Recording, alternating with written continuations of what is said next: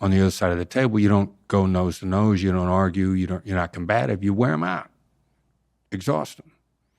And if you got somebody really combative or cutthroat on the other side, start peppering them with how and what questions, because to even think about the answer tires them out.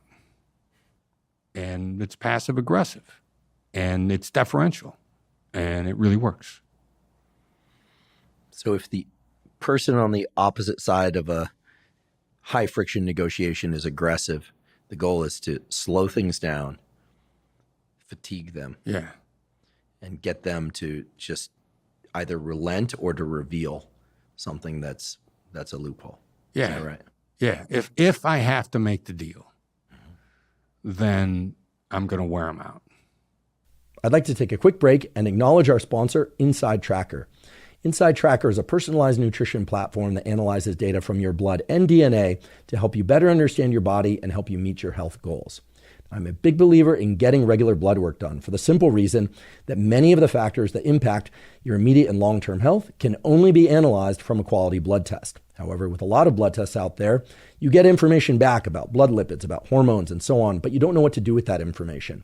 With Inside Tracker, they have a personalized platform that makes it very easy to understand your data, that is, to understand what those lipids, what those hormone levels, et cetera, mean, and behavioral, supplement, nutrition, and other protocols to adjust those numbers to bring them into the ranges that are ideal for your immediate and long-term health.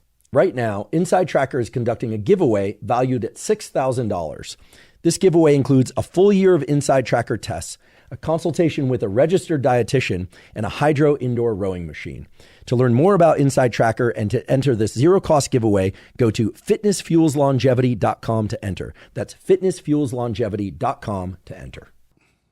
I'm interested in drilling a little bit further into this process of wearing them down and the passive-aggressive way of reducing the aggressor's stance.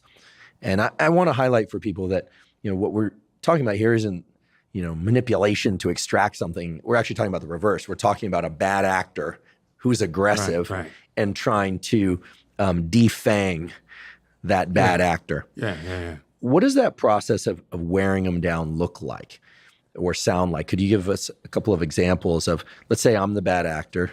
We could play this game. I won't be very good at this. And I am saying, look, I want X number of dollars by this date, or you're not going to get what you want. They're going to die or disappear. It's that simple. And I'm, a stonewall kind of approach. What is the approach that you take to wear that person down? Well, they're going to be questions that are mostly how and what, and they're going to be legitimate questions, which is, how do I know you're going to follow through? What does that look like? Like, if I do what you want, how do I know you're going to follow through? So get them to talk about the alternative. Okay, so if you deliver by that date, I'm going to pass them to you without fail. Like if they're just getting kind of brief answers where the person is just, again, this kind of like rigid stonewall approach. Yeah, well, and so there's a phrase that we use all the time: vision drives decision.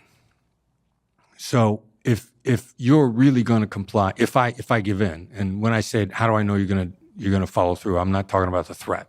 I'm not trying to get you to clarify the threat. I'm trying to get you to clarify what implementation looks like.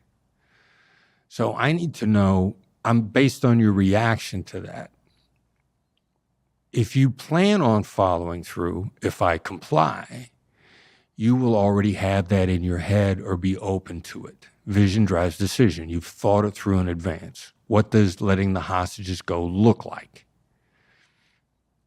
If you have no intention of ever releasing the hostage, if I follow through, then you're not going to be able to answer the question, and you're probably going to throw it back on me really quickly. And so then now I know, like, all right, so you got no plans on complying. If I give in, you're not going to comply. But you still want the money. Then I'm going to ask, well, how am I supposed to pay you if you don't have any plans for complying? And if you're willing to entertain a conversation about what compliance looks like, there was a kidnapping that my unit worked just before I was in it in Venezuela, where they weren't entirely sure that the bad guys were the FARC, I think, had the hostage. They agreed on an exchange point to let the hostage go that was some distance from where they had a pretty good idea the hostage was being held. So they figured they're not going to drag the hostage all the way to this river crossing if they're not going to let him go. It's just too much effort. And then it was one of the few times there was going to be theoretically a simultaneous exchange, but they're going to have to send the money across the river before the hostage was let go. So if we agree to this, all right, so they're not going to drag this guy all the way to this river crossing if they don't plan on letting him go. And if it's a long way to drag him and they got their money, do they want to drag him back? Like, even if they're ambivalent, once they get there, if they've gone through all the effort to get to the meeting location and the hostage is there, we've now just increased the chances significantly they're going to go ahead and comply because it's a pain in the neck to take them back. This is all human nature stuff, human nature investment. How do you get them to engage in actions and behaviors and then verbal commitments that actually mean something to them? When I was working kidnappings, the very last thing we'd always have the family get the bad guys to say at last, not first, but last, was we'd actually get a verbal promise to let them go. Again, at the end, because we've been talking to them long enough at this point in time, we got a pretty good idea of what they sound like when they're lying and what they sound like when they're telling the truth. If somebody tells the truth, they pretty much tend to tell the truth the same way every time, if they tell the truth. You talk to somebody long enough, you got a line on, do they ever tell the truth? And if they do, what does it sound like? People lie 20 ways. They tell the truth one way. So we've been coaching in negotiations with the kidnappers long enough that we know what they sound like when they tell the truth. So when they ask at the very end, if we paid, you promise to let them go, it's not that they answered, but how they answered it. And that'll be the last thing to seal the deal. You know, how do you continually stack the odds in your favor for implementation? Do you have a bodily, like a somatic sensor for lying? The reason I ask is years ago I had the experience of knowing somebody, and they turned out to be a generally good person, but I sensed early on that something was like off. I couldn't relax around them. Right. I just couldn't relax around them. And I could not tell you why, but it was as if I couldn't even identify the neuroanatomy of it. You know, I might say it was the vagus nerve or something, but I teach neuroanatomy and I can't point to one pathway in the body. There was something about my autonomic response that would just start cranking up when I was around them. Like, something is off, something is off, something else. And I kid you not, 5 years later, I discovered a series of lies that all ratcheted together that were actually pretty meaningless in the total context of things. But I remember thinking at that moment, oh my goodness, like my system knew. And, you know, for all my knowledge of neuroscience, I can't tell you to this day, like, what it was in my biology, but it had something to do with my bodily response. It wasn't just a thought, like, that doesn't quite add up, or I feel like I'm getting the runaround, or this. It was a physical sensation. Are you familiar with that experience? Yeah, well, it's a little bit of what you guys and your colleagues are still discovering, the science behind the gut. And what we are actually teaching, you know, my company now, we're teaching people, learn the difference between your gut and your amygdala, for lack of a better term, your fear centers, and know which one is which and listen to your gut. Your gut is ridiculously accurate. Now, where does that information come from? One of your podcasts recently I was listening to, we were talking about olfactory cues, right? The smells. Like, I never thought of that, of course. You know, yeah, what was the term for the molecules that you're putting off that pheromones. Pheromones. What are pheromones molecules going to get kicked out? Like, of course, and that's why some of the great investigators I knew would say, I can just smell it. I can smell it. So what all is feeding your gut, and what are the senses that the science hasn't yet discovered? You know, you can't make me believe. I will never believe that the life force stops at the surface of our skin, that there's energy and that we can pick up on the energy. I mean, our gut is being fed by all these different inputs that we're aware of or that we have yet to be made aware of. The tone of voice doesn't match their words. The head tilt. You've got a supercomputer in your brain. Your gut is incredible if you could listen to it instead of your fear centers. And as soon as you start listening to your gut, you can't explain it at the time, but you got a bad feeling in your gut. And later on, then you saw it all came together, where your brain was picking up these cues. Your brain was probably when you're in their presence. There's got to be an odor somebody gives off when they're intentionally deceiving. You didn't know that was a smell, and maybe you couldn't have consciously smelled it, but you're still picking it up. So, long answer to, I'm a very big believer in the gut. I think there's science that we know and yet to discover that tells us that the gut is just ridiculously accurate if we listen to it instead of our fear centers. I completely agree that there are energetic exchanges that neuroscience can't yet explain. The field of neuroscience, that is starting to explore some of these things. There's basically 3 apex journals, the most competitive journals to publish in: Science, Nature, and Cell. And I only mention that because there was a series of articles written in Science magazine about magnetoreception in humans. You know, the idea that humans can detect magnetic fields sounds like quackery, right? Turtles can detect magnetic fields. They migrate by them, actually, long distances. But the idea is that humans can't do that. And yet there are some well-controlled studies where people have to guess about the orientation of a magnetic field, and they do it better than chance. Not everyone can do it, but some can do it better than chance in a way that cannot be predicted by anything else except some inherent form of magnetoreception in their nervous system. So there are capabilities of the nervous system that are starting to be revealed, for which we don't have a lot of evidence, but there's enough evidence to suggest that these things are really happening. The other example, which you might find interesting, is a little bit little less esoteric, but there was a beautiful paper published in one of the Cell Press journals a couple of years ago showing that when people listen to the same story, the distance between their heartbeats tends to be very similar. Now, it doesn't mean that their exact heart rates are similar, but if you look at the distance between their heartbeats, they all entrain to the same rhythm, the same song. And get this, they're in completely separate rooms. The experiments are being done on completely separate days. And yet if I were to line up just, the distance between the heartbeats for you, they would line up like a set of columns. Wow. For dozens of individuals listening to the same story. So, clearly there's a passage of energy from things we hear and things we see that goes into our nervous system at a level that's below our conscious detection. Here's the last thing I'll say about this. We have a series on mental health coming out, not mental illness, but mental health, by I think to be among the very finest psychiatrists in the world, Dr. Paul Conti. And he said, we all think that the forebrain is the supercomputer. Right. He said, no, the subconscious is the supercomputer. Yeah. That's where the real knowledge processing is happening. That's the iceberg below the surface, where all the real heavy lifting has taken place. And that people who learn to tap into the subconscious can learn to use that information in very meaningful ways. And I think that's what you're describing. He's been on with you before, right? He has, to talk about trauma in particular, and he was on Lex Friedman's podcast as well.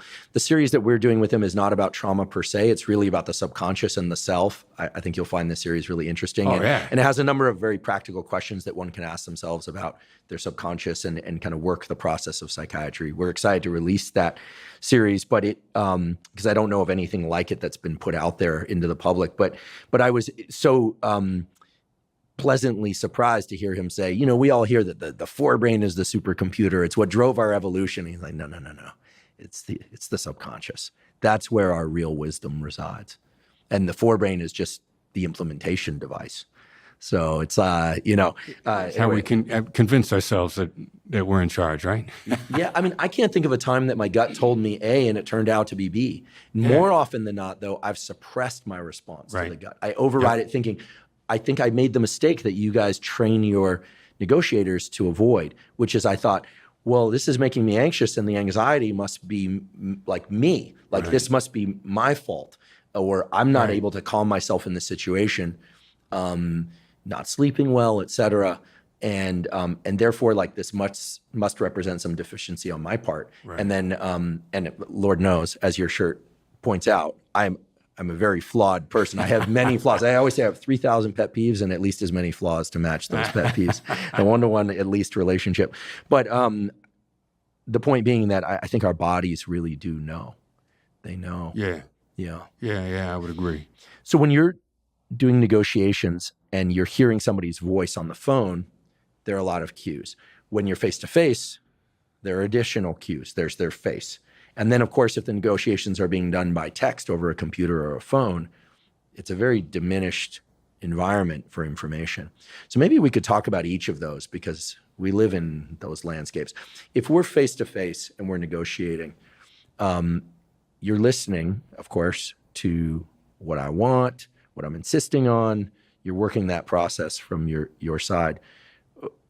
What are you paying attention to visually? It's more, are things in alignment? There's layman's data, the words, the way it's said, and look on people's face, and how are they weighed and how they play out.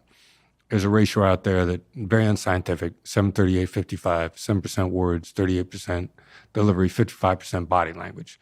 People want to argue about it all the time, whether or not that's accurate. As a rule of thumb, we throw that out there, but I tell people the most important issue is, do they line up? So I'm not going to look for, like, when do you raise your eyebrow or when do you look up and to the left? I'm really just going to try to get a gut feeling whether or not I think these things are lining up, whether they're in alignment or whether they're out of line. And then I'm going to be real careful about what meaning I assign to that. Affective cues, changes in your tone of voice, changes in your movement. And that's one of the reasons why we don't teach reading people's body language, because it's completely contextual to you and the moment. So if I convince myself that, a raise of the eyebrow means this, it's out of context. I was in a negotiation once where I threw out a figure to somebody and I some kind of look off to the side and look back and accepted my offer. And I made the mistake of not saying to them, the appropriate thing for me to say at the time would have been, seems like something just crossed your mind. Because the only completely true observation, if they look to the side and look back, something crossed their mind. Now, I read it at the moment of saying that they had more money. And I found out after the fact that was wrong. They were stretched to the limit. The look of hesitation didn't mean that they were holding stuff. They were holding stuff back, but I read it wrong. And I didn't bother to check on the affective cue that I saw. So what am I babbling about? What I'm babbling about is, if we're in a negotiation, and whether or not I'm listening to your tone of voice or watching your body language or your words, if I see you shift at all, I should pay attention that there was a shift in your affective behavior, but I need to find out what was behind it as opposed to making an assumption as to what it meant. So yeah, I'm going to watch, I'm going to get my gut feeling, and I'm going to say, sounds like there's some hesitation, or it looks like something just crossed your mind. Or even if I can't attribute it to a specific affective move, I might say, it feels like there's something in the way here. That's me listening to my gut. I'll throw out an observation on whatever any of those might be, just to go back over the ground a little bit and double check. Because the other thing about negotiating in person is you're going to give me more information physically than I can actually process. And if you say something that's thought-provoking, I'll stop and think about it. And while I'm stopping and thinking about what you just said, I'm missing all your cues. So all the skills that we teach, the labels, the mirrors, the open-ended questions, which seem like we're going back and plowing the ground again, we are, because I didn't pick up all the information the first time. There's just more there than I can get. And so I need to go back over it a couple of times with you just so I get it right without making you feel interrogated. You actually feel heard. And you actually get to go back over it again. So it becomes what seems to be an inefficient process, but it's actually me just double checking my information. So if we're face to face, I'm gonna ask you to repeat, but I'm not gonna say, would you please repeat that? I'm gonna get you to repeat without asking you to repeat. Is the same true in online or text communications? The same thing is true. The problem with online and text is people try to bundle everything into one communication. The best analogy I can think of is if you were playing chess by text, would you put 7 moves in your text? No, you'd only put 1 move in. So only try to get 1 point across in a text. Don't explain, don't throw a whole bunch of stuff in, text or emails. They're all almost always too long. And it's going to come off as cold. So do what you can to soften it. There's a documentary film that's been done on my company called Tactical Empathy. Nick Nanton won 22, 23 Emmys. The filmmaker, DNA Films. It was finished last year. It's not out yet. For a variety of reasons, we haven't put it out. So we screened the thing in Vegas last year. I see it, I love it. I'm not a good judge of a film about me. I'm going to love it no matter what. It's about me. But I tell Nick that night, oh man, I love it. This is great. 2 days later, I realize there's a huge problem. I've already told him it's okay. So I got to get him, I'm going to text him and then I'm going to call him and we got to fix it now. It's a Sunday. Text message. I sent him a 2-line text. It's now a bad time to talk. I got something you don't want to hear. 2 lines. Now, what were my other options? I could have called him. Nick and I got a great relationship. I call him. If he's in a position to pick up the phone, doesn't matter what he's doing, he's going to answer the phone. He was in the middle of a Zoom call. If I'd have called, he'd have picked up during the Zoom call, and both conversations would have been bad. He immediately fires back to me, I'm in the middle of a Zoom call. I'll call you in a half an hour. He already knows he ain't going to like what he's going to hear. I'm prepping him for bad news. Get him on the phone. Like, look, I know what I said. We got a problem. We got to get Derek on camera. Derek is a guy in my team. And I'm shocked that I haven't made him part of the documentary. This is going to be incomplete without Derek. We got to get Derek on film. We can't show this to anybody else until we get him on film and make a part of it. Immediately, he's in problem-solving mode. He goes, okay, I got to get a crew to Derek or get Derek to a crew. I need to know when we can do that. We got another showing of the film scheduled in LA less than a month away. He says, I got to get Derek on camera and we got to edit it. And it's going to take 3 weeks of editing. I said, I'll get you access to Derek's camera. He goes, done. Or Derek's calendar. He says, done, it's done. We go through this whole conversation in less than 10 minutes. Now think of the normal negotiation. Hey, Nick, how are you? What's going on today? Are you in a good mood? Hey, how the kids doing? All this time-wasting conversation. If I'd have set him up with that normal, he would also, he could have legitimately said, are you out of your mind? We've been working on this for a year. You didn't bring this up in a year. Not only that, you already told me 2 days ago at the showing in Vegas that you loved it. And now, a year and a half into this project, you're bringing up all these new problems. That would have been the normal negotiation. But since we got a highly collaborative relationship, 2-line text, we're done in 10 minutes. Now, since Nick's a very generous guy, when he gets done, and he says, by the way, you understand how much this is going to cost me. This is 3 weeks of editing. This is 3 hours of shooting and 3 weeks of editing. I go, yeah. He goes, but I'm happy to do it. Calls me back the next day. He's got a favor to ask of me. You got it. Doesn't matter what it is. Because we'd gone through what would have been a very complicated negotiation that started on text. And I sent him a 2-line text on a Sunday. And we got to solve that fast. So if I understand correctly, by setting the context in a very direct and succinct way. Right. he goes into it in a problem-solving mode with you. Whereas if you do the tour of all the things that are going well in life, Yeah, hey, how and are then you? yeah, the sort of the we'll keep this PG, the mud sandwich approach, they teach you that, when you get a laboratory, most scientists have no Right. skill running a business, right? You get a laboratory, all you've done is experiments, and then suddenly you're in charge of people, managing budgets and all this stuff. I mean, most scientists, 99% of scientists are completely unqualified to do the job they do at the level of running a laboratory. When they start, you learn it on the job. And eventually you end up having to let somebody go.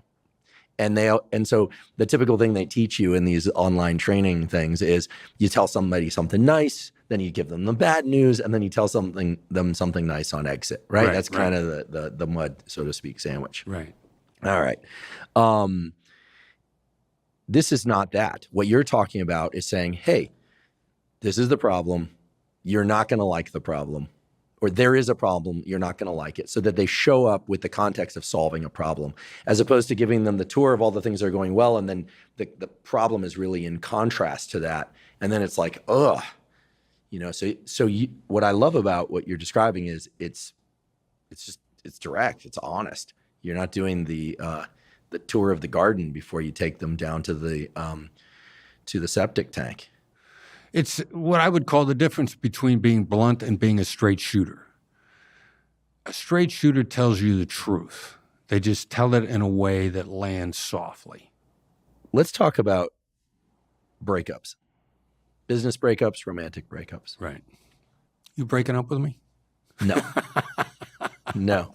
But thanks for the hypothesis test. No, in fact, I'm enjoying this conversation so much, as I always do. I'm learning a ton from you that, if anything, I'd like to expand and deepen our relationship, Chris. There, you got a lot of knowledge out of me. Platonic and professional, but expansive. What is the process of ending a relationship? And again, this could be a romantic relationship, could be business relationship, could be employer-employee, could be individuals, could be telling a whole group or an entire group telling an individual. The reason I raise this as a particular example is that I'm assuming that both sides don't want the same thing. One side wants to continue, the other side wants it to end. Right?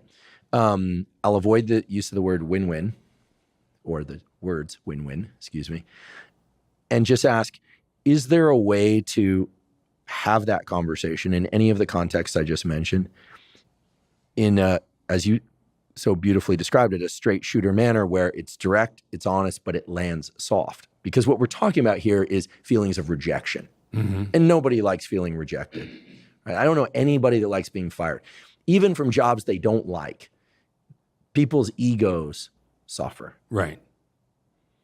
So is there maybe a more specific way of asking the question is there a way to encourage the person getting the bad news to get their ego out of the way and see that if both parties don't want it, it's best for everybody involved?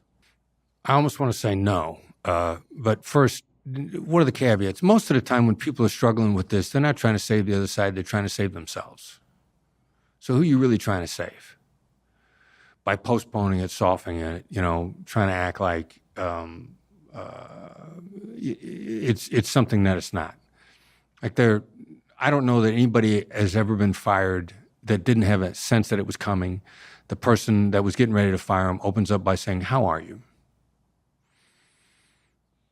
They know how the other person is. And a person getting ready to get fired has got some gut instinct that things are going wrong. Like you said, the gut's very powerful.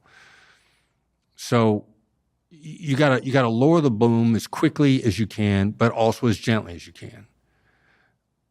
I was involved in a nonprofit a number of years ago, affiliated with a church, and we're struggling with whether or not to let the executive director go. I go to the minister of the church, Norman Vincent Peale's protege, a guy named Arthur Caliandro, one of the best human beings I've ever met in my life. Phenomenal guy. And I'm struggling with, I thought letting this woman go was going to be bad. And I thought Arthur was going to counsel me a way out. And he looked at me and he said, there's no gentle way to cut somebody's head off. And I thought, yeah, the humane thing here is how do you, to bring it to conclusion as quickly as possible, because there's no humane way to cut somebody's head off. There's no humane way to terminate the relationship. Now, what are the caveats? Maybe there are. First caveat, if you're going to fire somebody, never fire somebody on a Friday. Fire them on a Monday. Fire them on a Monday, they got a work week to work their way out of it. You fire them on a Friday, they got a weekend to be miserable and to feel horrible, and they can't do anything about it. Caught off guard or not, on a Monday, they can pick themselves up, they can start looking for a new job, no matter who you are. Fire them on a Friday, they can't start looking for a new job on a Saturday. It's 2 days of misery. So yeah, if you're going to fire somebody, fire them on a Monday, not on a Friday. If you got bad news to give somebody, warn them it's coming. The people are ridiculously resilient to pain if warned, and then that you lower the boom. You're not going to like what I have to say. It's going to be heartbreaking. You're going to hate me. Hesitate no more than 3 seconds. They got their guard up. Let them have the bad news. That's the humane way to cut somebody's head off. Don't linger. Don't make them think that, how are the kids? How are you? I care about you. You're a great human being. None of the stuff at the beginning. Warn them bad news is coming and hit them with the bad news. Rip the Band-Aid off. The pain is not if you try to rip the Band-Aid off slowly. That's excruciating. You're trying to save yourself. So if you got to terminate a relationship, regardless of what it is, the quicker you do it, the less painless it is, the sooner people can move on. Stop trying to save yourself. Realize how human beings handle pain. If anything, human beings are incredibly resilient if given the opportunity to brace themselves first. I agree. Thank you for that. There's a concept that a lot of people haven't heard of, and I'm confident in saying that because I hadn't heard of it until recently, despite spending a lot of time in the literature around dopamine and motivation. And it's a term from psychology that is being used a little bit more now, and it's ego depletion. Ooh. Yeah, it's an interesting concept, and I've been wanting to run this by you for a while, but I saved it for our discussion today. It turns out ego depletion is a lot like decision fatigue. We've all heard the Steve Jobs thing. He wore a black turtleneck every day because he didn't have to make that decision, so he had more energy to make other decisions. I've been accused of doing the same because of my black long sleeve shirts, but there's a whole other reason for that some people might know. But anyway, it's unimportant in the moment. But ego depletion is a little bit different than decision fatigue or decision budget. The idea with ego depletion is pretty simple. It's that the molecule dopamine does many things in the brain, but one of the things that it absolutely does is it holds us to goal-directed behavior that's associated with our sense of self. Like, I want to accomplish this. I want to get to that. And the whole notion of ego depletion involves the idea, and this has been a data substantiated observation, that when people have to fight to be right or to defend their position for a period of time, eventually that depletes. And it seems to be, at least in part, dopamine mediated, because defending one's position takes work. Right. Earlier you talked about running somebody down, wearing them out.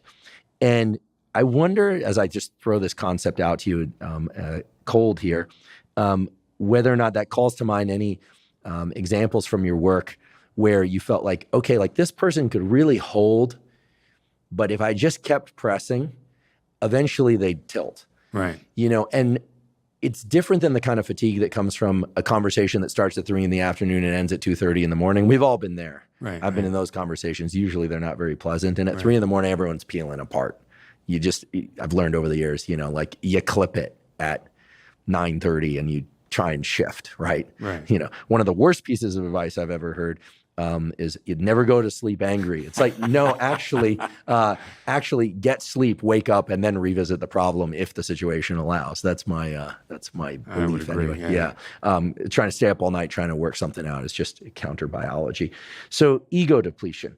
I have a feeling a lot of what you did in your profession was running down their dopamine to the point where then they are operating from a different place where they're not defending the ego. They're actually thinking more practically about the whole situation. Does it have any kind of texture of meaning to you? Yeah, no, I would agree. And I would draw the distinction, first of all, in hostage negotiation, there's two kind of hostage takings if there's a demand. And there's going to be contained and uncontained, which is just literal definition. Contained is bad guys in a bank, like at the Chase Bank in Brooklyn way back when. You got them surrounded, they can't get away. And uncontained is a kidnapping. You don't know where they are. Uncontained, unknown location. We're going to try to get our way in a contained situation, probably by ego depletion, wearing them out, getting them to the point where they're just going to give in because they're tired. Because they're going to come out, we're going to put handcuffs on them. Which means that if the ego gets recharged, they're going to go back and they're going to think back over the deal. So wearing somebody out in a business negotiation, it's basically uncontained, because even if you come to an agreement, there's a whole implementation phase. They're going to, did you get the agreement because you wore them out? Because they get tired? Because they just gave in? At some point in time, they're going to get recharged, and they're going to get recharged while you're in implementation. So they're either not going to follow the terms of the deal, or at the slightest opportunity, they're going to deviate. And so, yeah, I think ego depletion is a real thing, and it's a bad way to get a business deal that's going to stick.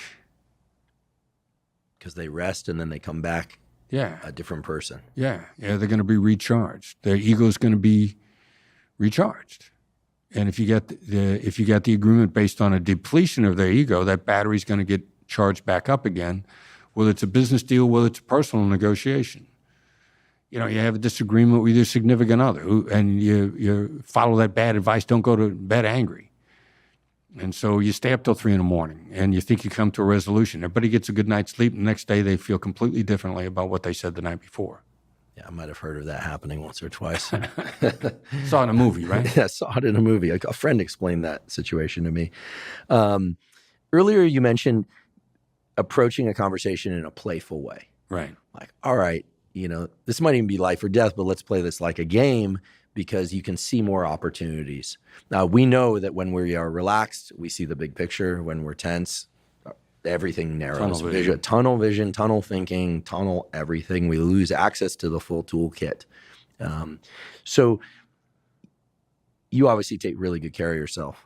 You're fit, you're in shape, you always seem calm. I'm sure you have your moments like anybody else, but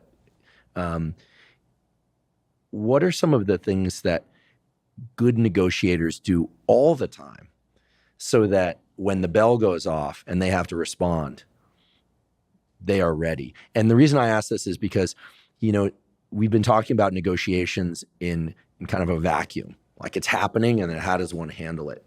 But like any athlete, like any teacher, like any parent, like any kid, everybody has to be ready for real life circumstances, and we don't always get the warning. We don't get the memo that it's happening in 2 weeks. And sometimes the conversations around courtroom drama or the big day, you know, it implies that we get the warning. But more often than not, it's a phone call or a text, and it comes in and boom, it just hits us. And suddenly we are in negotiations and we didn't get time to prepare. Right. So maybe we could talk about readiness, and then we could talk about, again, like, maybe sounds trivial to you, but for me, I'd be very curious to know whether or not you have any practices of stilling yourself, what those look like, what you've seen other people use to be able to get themselves into the moment of being able to show up their best self. Yeah, well, readiness, small stakes practice for high stakes results. Like, I will occasionally find myself in the middle of a negotiation that I didn't expect. Like, if I've been throwing out stuff on a regular basis on my way during the day, verbal observations, what we refer to as labels, because the label seems like something just crossed your mind, is a label in the middle of a negotiation when I see you hesitate or look to the side. How do I get ready for that? You know, I'm on my way over here to this interview. I'm both talking to my Lyft driver the whole way, getting him to talk, also being careful about not tapping the gas tank out completely so that I'm fatigued when I get here. Like I talk up to Lyft drivers on a regular basis. Interactions, TSA guys in the airport, I'll throw a label at them. Seems like a tough day. Tough day? Seems like you're in a good mood. And whether right or wrong, I'm getting in, I'm trying to stay loose. I'm trying to keep the mental muscles limber. And it just becomes a bit of a habit on a regular basis. Occasionally, I'll throw something out. Now I'm talking about Lyft drivers. If I'm in a bad mood, I get into a Lyft a couple of weeks ago on my way home. Lyft driver is not helpful. I mean, I'm coming out of the airport, I'm struggling with my bags, not lifting a finger, doesn't open up the rear. I got to open up the rear of the vehicle myself. I got to load the bags, everything. I get in, and he's just seething unhappiness. Now, I know that if I say, what do you love about what you do for a living? I immediately trigger what Tony Robbins would call a state change. And I'm annoyed at this guy. And, our pheromones are combative. But I'm thinking like, I just don't need this. And so I go, what do you love about driving for Lyft? This guy proceeds to unload on me on all his personal struggles that I feel like a complete jerk for being angry at him, at everything that he's going through. And I'm just trying to get myself out of a bad mood and to keep from sending him a really negative vibe the whole way so that he doesn't drive 45 miles an hour in a 65 mile an hour lane and make it, inflict me with a longer and more expensive ride because I'm so annoying as a customer. But I've got a habit of small stakes practice for high stakes results. And who do I get to practice on? The Lyft drivers on a regular basis, the guy behind the counter at the hotel, the TSA guy, I'm going through TSA, the grocery store clerk, the Starbucks person. The only way I'm at my best in my negotiations is just trying to keep my negotiation muscles limber by interacting with people throughout the course of my day, and then ideally, leaving them better than I found them. Trying not to leave negative karma in my wake, trying to leave as much positive karma in my wake as possible. I love that. And I'm very familiar with the feeling of needing to conserve my voice for podcasting or energy for things. And yet I'm somebody who's, I think, genuinely curious about what people's experiences are. So I like the question, how's your day going? It's pretty open-ended. I suppose if somebody was really upset, that would be perhaps the worst question I could possibly ask from what you just described. But well, and I'll put a fine point on it too, because I've manipulated them with what do you love about? Because you watch them change in the moment to immediately to shift into this concept of love, which is more than like. What do you like about driving for Lyft? What do you love about driving for Lyft? I can trigger a state change in you instantaneously, no matter what kind of mood you're in, because this guy was in a very bad mood. Plus, additionally, the download from that typically is so quick, I'm going to get a real clear picture on who you are really, really fast. I'm talking to a CEO of a company a couple of months ago. They're for lack of a better term, they're delivering clean water to the world. And I'm like, that's a cool mission. I dig this. As an entrepreneur wanting to make a dent in the universe, I dig that. I'm trying to make a difference in the world. So I say to him, what do you love about what you do for a living? He immediately fires back at me, I love leading teams. I love leading teams. And I love giving shareholders a great return on their investment. It's really important for me to give shareholders a great return. And then, we deliver water. And then he said a fourth thing. And I thought, this guy could be doing toilet paper. He doesn't care about the mission of the company at all. He's a great CEO probably because you want a CEO to lead teams. You want a CEO to deliver, a corporate CEO to deliver a return on investment for shareholders. But that's why he's a great corporate CEO and not a great entrepreneurial CEO. So by him giving me that download real quick, that was blatantly honest. Do I think this is a great guy? Yeah. Do our core values line up? My mission is more important to me than his mission is, or his mission is making money. Now, I like making money, but it's not number one. It's a strong number two. But that question, instead of how are you today, to what do you love about, you immediately put them in a better place. Plus, you get some ridiculously candid answers that tells you who they are real fast. What is the best way to approach our response to somebody who's asking to be heard? Perhaps they've got complaints, maybe about us, maybe about somebody else. People who are venting. Right. People seem to vary on the propensity to vent spectrum. Some people are just, they vent all the time. This happened, that happened, and they want to complain. The way it's sometimes described is they love to take other people's inventories. They love to take inventories of everybody else's mistakes. They did this, they did that. Right.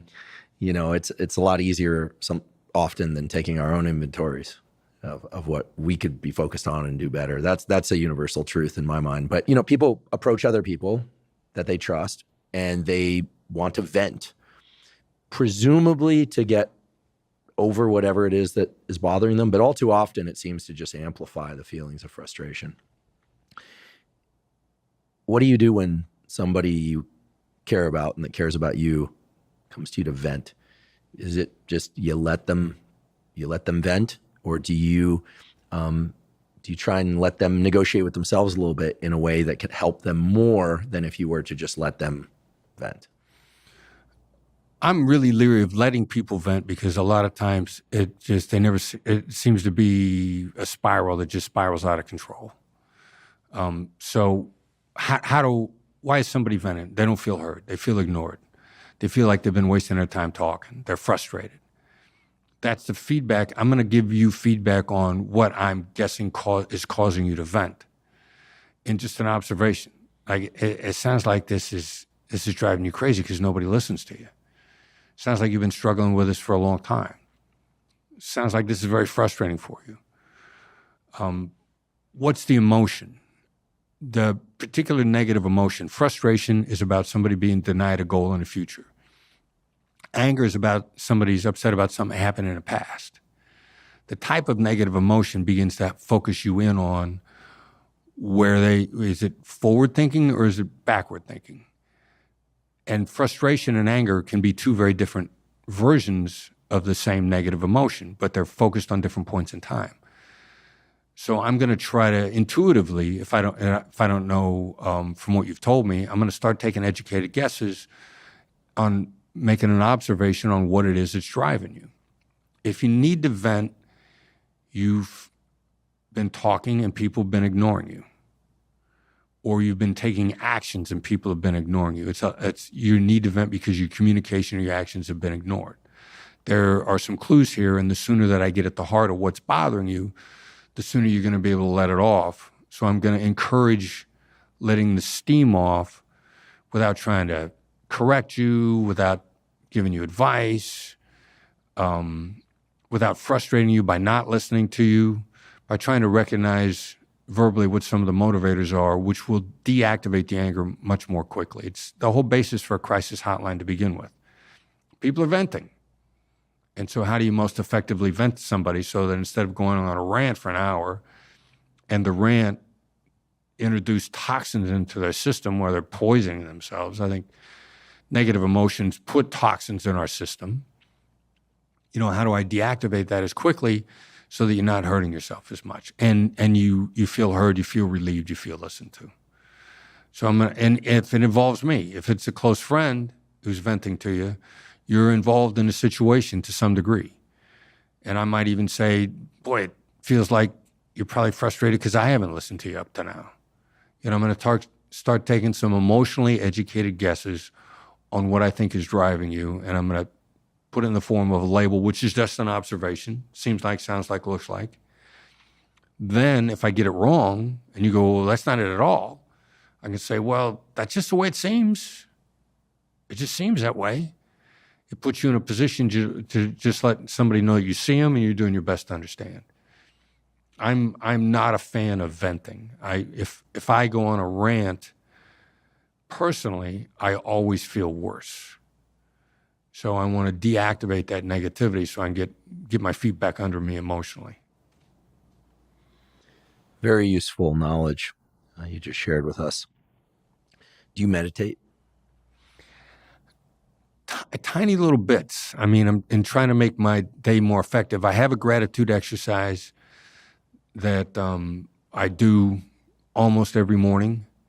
Other ways of making myself effective, I'm looking at the non-sleep deep rest practice, because I like to make use of my time. So, and I'm spiritual, so I'm talking to the Almighty on a regular basis. You pray? I do. Yeah. The morning and night, when you need to? Both.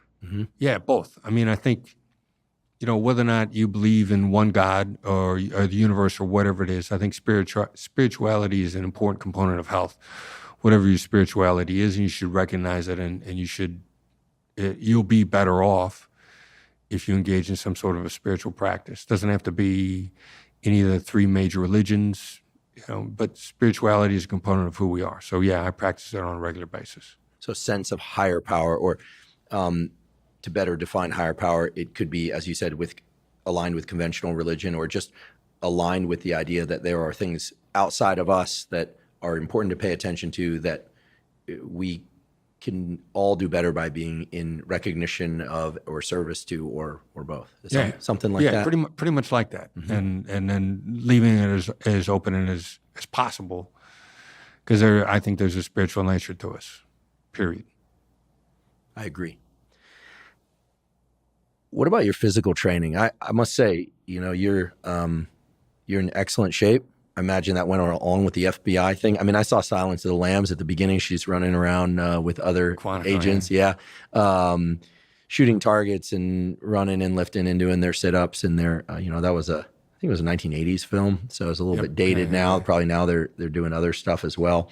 But nothing works like the basics. So was the FBI the first time you got serious about fitness, or prior to that, were you an athlete and into fitness? And what are you doing nowadays to maintain your, frankly, impressive shape? Well, thank you for the compliments. Sports, athletics, fitness was always a part of my life. I was into sports, but not particularly good at them. Football, basketball.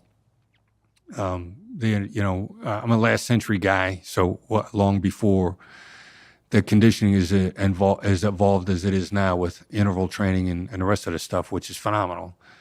Weightlifting was introduced in my high school my senior year. I lifted weights some, continued through college, a little bit of time in the martial arts, ripped my knee apart in college in the martial arts. But yeah, fitness has always been a part of my life, as much for liking to be in condition and, the spiritual regeneration of it, whether I knew what it was or not. These days, I'm looking for every hack there is. I know you don't like the term hack. No, well, we like mechanisms. Scientists like mechanisms. Yeah. Hack sort of implies that we're using one thing to accomplish something different. I like mechanisms, but at the end of the day, if people want to call something a hack because it gets them the result they want, or that it's more appealing to apply the tool, that's what matters to me.